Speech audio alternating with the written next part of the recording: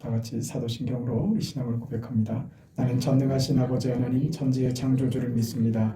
나는 그의 유일하신 아들 우리 주 예수 그리스도를 믿습니다. 그는 성령으로 잉태되어 동정녀 마리아에게서 나시고 본디오 빌라도에게 고난을 받아 십자가에 못 박혀 죽으시고 장사된 지 사흘 만에 죽은 자 가운데서 다시 살아나셨으며 하늘에 오르시어 전능하신 아버지 하나님 우편에 앉아 계시다가 거기로부터 살아있는 자와 죽은 자를 심판하러 오십니다. 나는 성령을 믿으며 거룩한 공교회와 성도의 교제와 죄를 용서받는 것과 몸의 부활과 영생을 믿습니다. 아멘. 누가복음 24장 13절에서 35절까지 말씀. 좀 깁니다. 내용 13절부터 35절까지 하나님의 말씀을 우리 함께 읽습니다. 그날에 그들 중 둘이 예루살렘에서 25일이 되는 엠마오라 하는 마을로 가면서 이 모든 된 일을 서로 이야기하더라.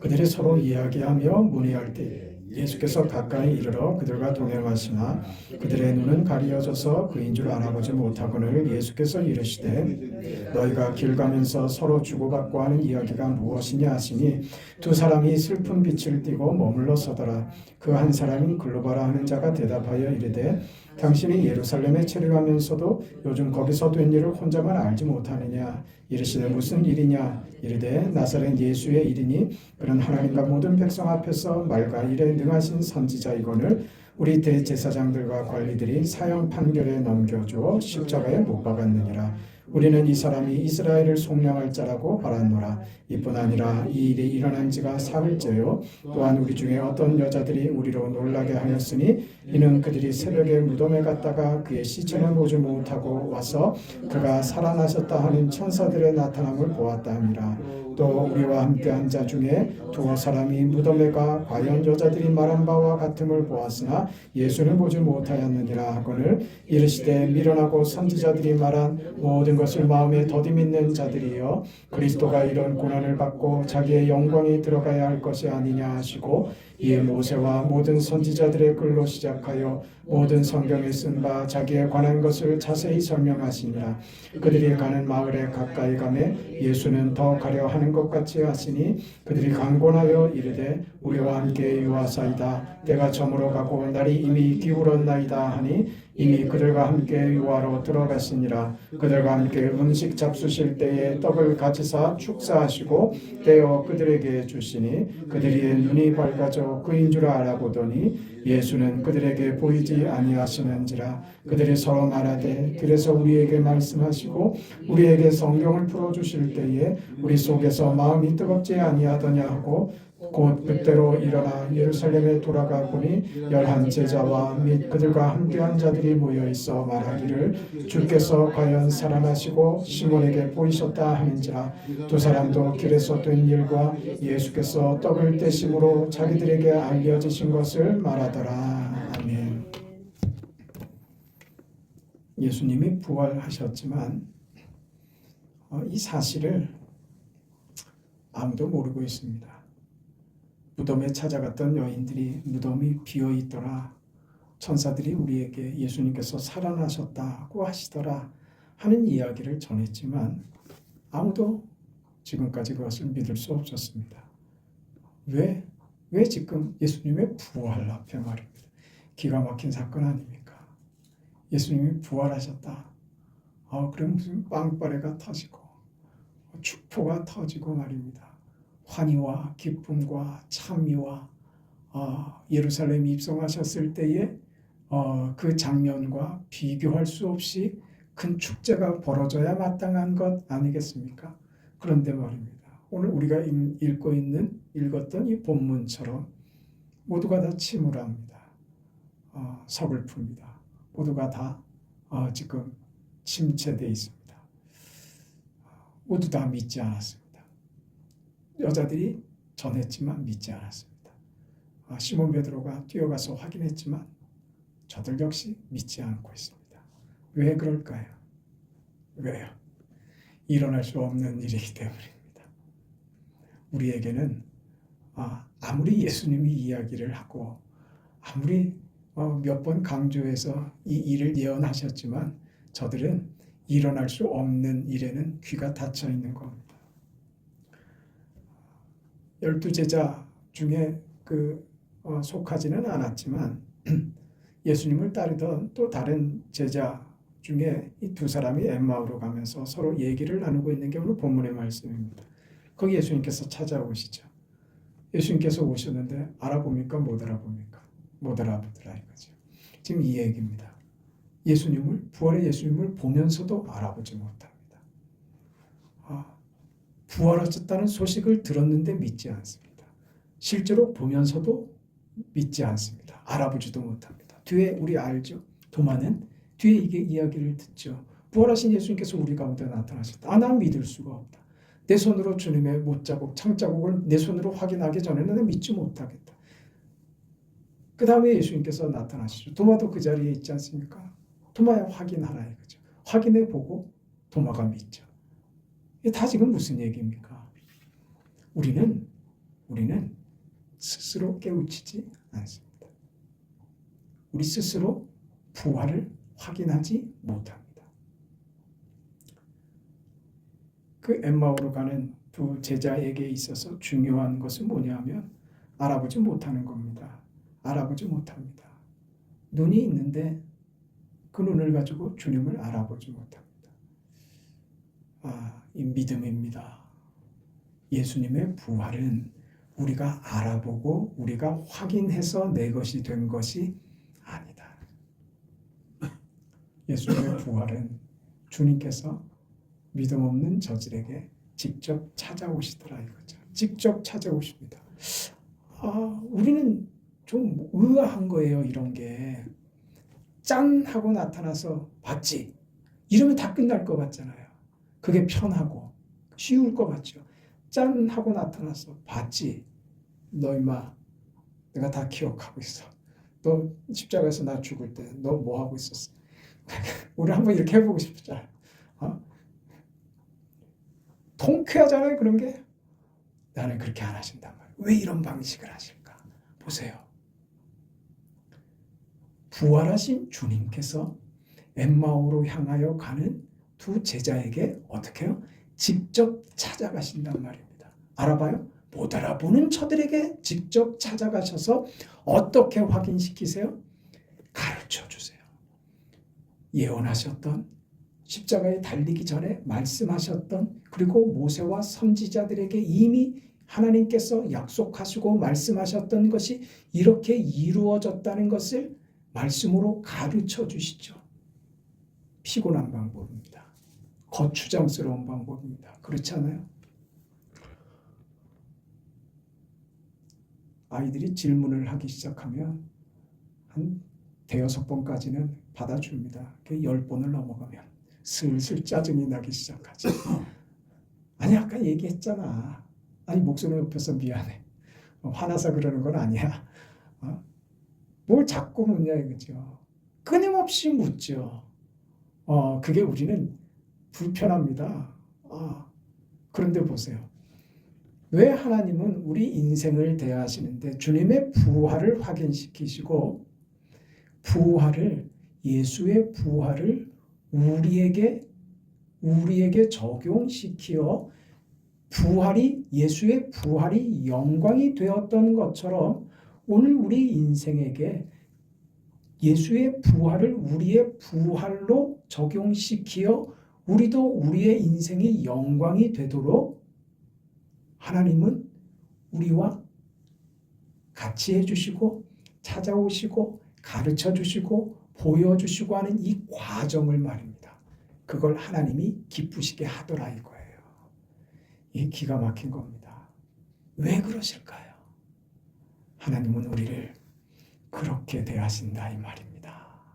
너를 인격으로 너를 우리를 대접하시는 거죠. 우리에게 짠 나타나서 나 살아났다.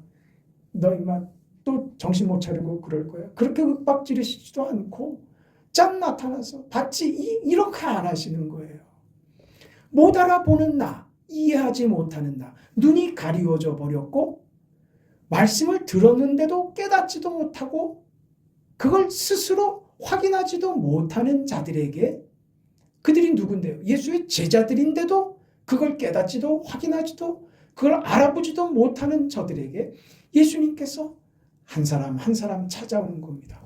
시몬 베드로에게도 찾아오시고 여인들에게도 찾아오시고 엠마오 마을로 가던 제자들에게도 직접 찾아오셔서 어떻게 그 부활을 설명하고 설득시키고 이해시키고 확인시키어 드디어 눈이 열려 보게 하는 그 작업을 하나님이 한 사람 한 사람 세밀하게 그 일들을 해가시더라. 그게 하나님이십니다. 우리가 믿는 하나님이요. 지금 그 설명입니다. 엠마오 마을로 가는 저 두 사람 나중에 부활의 소식을 나중에 듣고 그랬습니까 하고 뛰쳐와서 그럴 수 있죠. 그런데 직접 찾아가서 한 사람 한 사람을 설득하고 이해시키고 하는 그 과정을 하나님께서 우리 인생 속에 하시더라 하는 것입니다. 세상은요, 예수님 부활했지만 기적의 사건이 현실 속에 벌어졌지만 세상은 현실은 달라진 게 있어요? 없다고요. 아무것도 달라지지 않는 그 현실, 그 동일한 세상, 그 동일한 그 분위기 속에서 하나님의 기적이 일어나는 거예요. 그리고 아무도 알아보지 못하는 그런 방식으로 기적의 죽은 예수가 다시 살아나는 이 부활이 말입니다. 아무 변동도 없고 기대도 없고 침울해져 있는 절망의 상황 속으로 하나님께서 찾아 들어오시더라. 하나님은 어디서요? 우리가 지겹도록 매일 겪는 일상과 현실, 지겹도록 우리가 살고 있는 이 우리의 자리 말입니다. 원래의 틀, 그 속으로 직접 찾아 들어오셔서 하나님은 일을 하시더라 하는 겁니다. 우리를 갑자기 그 공중으로 들어 일으켜서가 아니라 짠 하시는 것으로가 아니라 아무 변화도 없고 아무것도 아닌 우리의 현실과 일상 속으로 무엇이 펼쳐진다고요? 부활의 주님이 그렇게 찾아오신다. 그래서 그 부활이 나의 부활이 되도록 우리의 눈을 열어 부활의 영광의 주님을 보며 그 부활이 나의 것이 되어 내 인생이 그 영광의 자리에 동참하도록 하는 그 일을 하나님이 하시더라. 어디서요? 우리 자리에서 말이에요. 짜증내고 불평하고 원망하고 도대체 이게 뭐야 하는 그런 싶은 나의 자리에서 말입니다. 거기 주님이 찾아오시고 거기서 주님이 당신을 나타내시는 것입니다. 모두 다 예수의 죽음에 더 이상의 관심이 없습니다. 부활에 대해 아무 생각이 없습니다. 본래 자신들이 살던 삶의 자리로 찾아가고 낙심하고 체념하고 걱정하고 혼란 속에서 각기 제 길을 걷는 이 암담한 분위기 속에 거기 주님이 찾아오시더라. 여러분 인생에 아무 희망이 없다고 이렇게는 하나님이 오시진 않을 거라고 생각하는 바로 그 순간과 그 상황과 그 자리에 하나님이 찾아가십니다. 믿기를 축원합니다. 그게 우리 인생입니다. 우리가 생각하는 것과 주님이 가르쳐 주시는 것은 참 많이 다릅니다. 부활은 지금 역사가 됐습니다. 사실이 되어버렸습니다. 하나님이 작정하신 것, 그것이 반드시 이루어지고야 말더라 하는 것을 보게 하는 것입니다. 우리는 예수님의 부활과 하나님의 능력과 우리 믿음의 어떤 기대에서 우리가 가지는 보편적인 생각들이 있습니다. 기대들이 있죠. 우리 시각이 있단 말입니다. 우리가 기대하는 어떤 현상들, 이렇게 생각하는 어떤 단계들이 있단 말입니다. 근데 우리 16절에 보는 것처럼 그들의 눈은 가리워졌습니다. 주님을 알아보지 못합니다. 25절에 예수님께서는 제자들을 꾸짖습니다. 미련하고 더디 믿는 자들아 하면서 꾸짖으십니다. 27절에 성경 말씀을 설명을 해주시고 31절에 가서야 눈이 밝아졌다. 그래서 저들의 마음이 뜨거웠던 사실이 무엇인지 드디어 깨닫게 되는 것이죠. 다 이게 하나님께서 우리를 그저 어떤 그 한마디로 호통으로 우리를 항복시키려고 들지 않으신다는 거예요. 우리를 매를 들어서 겁을 줘서 그렇게 우리를 항복시키지 않고 하나하나 짚어가면서 이거 너 사실이니까 너 항복해 이렇게 그냥 짠 하고 하시지 않고 우리를 설득하는 그 과정과 그 경로들을 하나님께서 다 치루시더라 이거죠. 제자들이 흩어져 가는 그 길에 차례차례 나타나시는 그 주님 말입니다. 우리가 구하지도 않았지만 찾아오셔서 우리에게 필요한 것들을 하나님이 이루십니다. 이게 기가 막힌 거예요. 우리가 받은 구원이며 영광입니다. 우리는 그래서 믿음이 무엇인지 바르게 이해해야 됩니다. 예수님께서 세상에 오실 때 말구유에 오십니다. 우리가 구해서요? 아니요. 우리가 구하지 않았지만 말구유에 태어나신 것처럼 우리가 아무도 기대도 꿈도 꾸지 않고 있는 부활 사건을 예수님께서는 혼자 부활하시고 하나하나 찾아와서 주님이 부활하신 그 부활의 사건이 가지는 의미와 하나님이 행하시는 그 신비한 능력을 우리에게 보이시며 우리를 설득하시더라 이거죠. 하나님이 하시는 것입니다. 우리에게 적용된 구원과 부활과 그 영광은 우리가 찾고 우리가 얻어낸 것이 아니라 하나님께서 우리 가운데 찾아오셔서 우리에게 확인시켜 주신 하나님의 설득 그 과정으로 만드신 것이다 하는 것이죠. 고린도후서 4장 6절에 어두운데 빛이 비치리라 말씀하셨던 그 하나님께서 예수 그리스도의 얼굴에 있는 하나님의 영광을 아는 빛을 우리 마음에 비추셨다. 어두운데 빛을 비추라 말씀하셨던 하나님. 어두운 가운데 빛을 비추라. 그게 뭡니까? 창조죠. 천지를 창조하신 하나님께서 무에서 유를 창조하시는 그 능력으로 예수 그리스도 그 얼굴에 있는 하나님의 영광을 아는 빛을 어디에? 우리 마음에 주셨다 이겁니다. 부활 영광과 그 승리와 소망과 구원은 하나님이 우리 마음에 주신 것입니다. 그렇게 받은 것입니다. 우리로 하여금 우리가 받아든 이 결과, 구원과 생명과 영광에 대해서 우리에게 무슨 책임을 요구하거나 방법을 가르쳐 주거나 조건을 제시하고 있지 않습니다. 창조가 그랬던 것처럼 하나님께서 천지를 만드시고 우리에게 그냥 우리에게 주신 것처럼 예수님의 부활도 부활의 그 기적도 무엇이냐? 창조가 그랬던 것처럼 그 창조의 능력으로 예수를 죽음과 사망 가운데서 일으키셨고 창조의 모든 것을 우리에게 허락하신 것처럼 예수께서 죽음과 사망에서 일어나 그 영광의 자리에 오르신 그것, 사망을 이기는 그 부활을 창조를 우리에게 허락하신 것처럼 그 부활을 그렇게 단지 우리에게 허락하고 있는 것뿐이다라는 것입니다.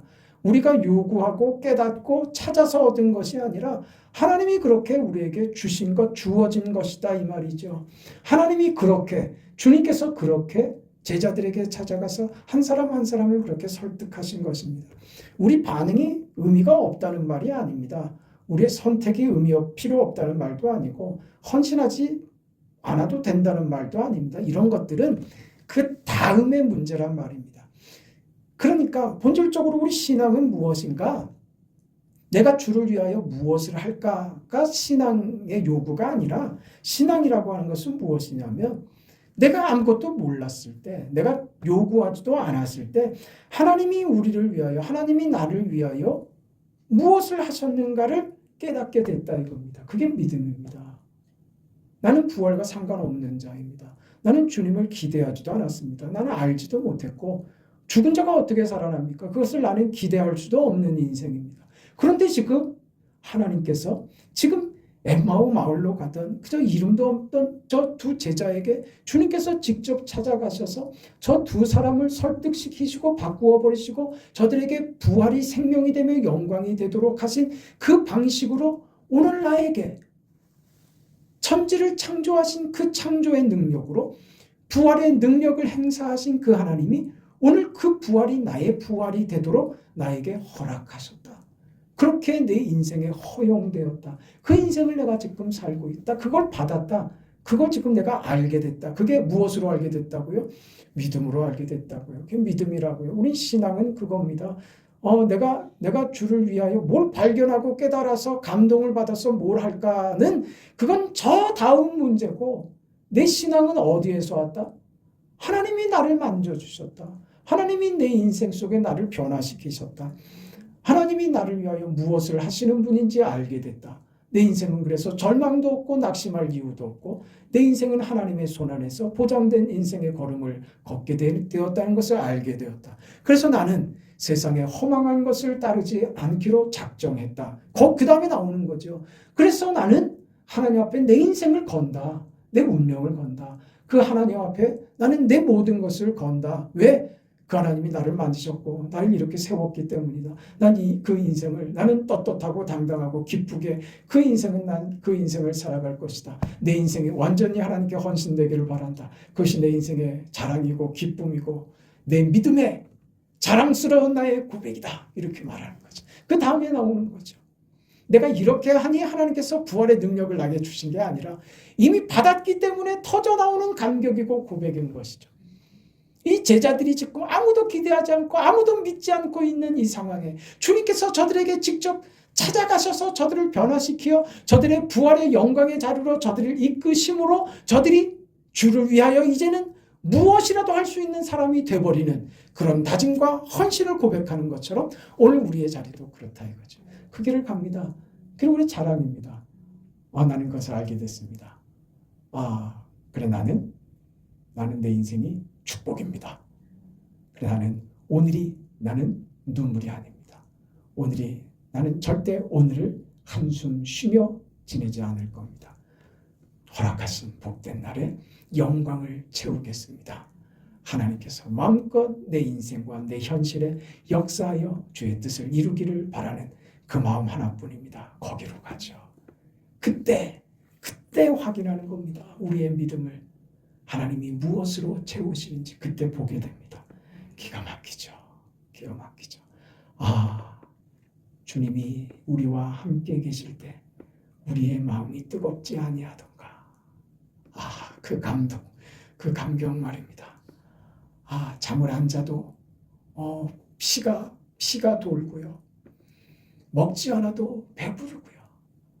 어떤 곤란한 상황에 있어도 당당함을 잃지 않고 말입니다. 그럴 수 있게 됐습니다.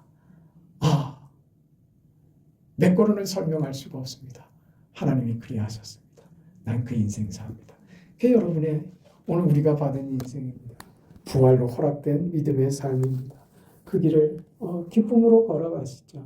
축복된 걸음에 하나님께서 복의 근원 되신 하나님께서 우리에게 너희는 복이 될지어다 하시는 그 인생을 살게 하실 줄 믿습니다. 하나님 크신 은혜와 사랑을 감사합니다. 우리가 걸어가는 길에 믿음으로 따르는 길에 하나님 인도하여 주시고 만복을 더하시며 뜻을 이루어 주시옵소서. 부활의 능력이 우리 삶의 영광으로 꽃피우게 하여 주시옵소서. 사랑하는 성도들 모두에게 이 믿음 주시옵소서. 믿음으로 살아가 믿음의 영광을 보고야만은 성도의 삶, 거룩한 삶 되게 하시옵소서.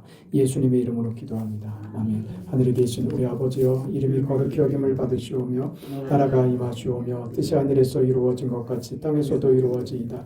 오늘 우리에게 일용할 양식을 주시옵고 우리와 우리에게 죄 지은 자를 사하여 준 것 같이 우리 죄를 사하여 주시옵고 우리를 시험에 들지 마시옵고 다만 악에서 구하시옵소서. 나라와 권세와 영광이 아버지께 영원히 있사옵나이다. 아멘.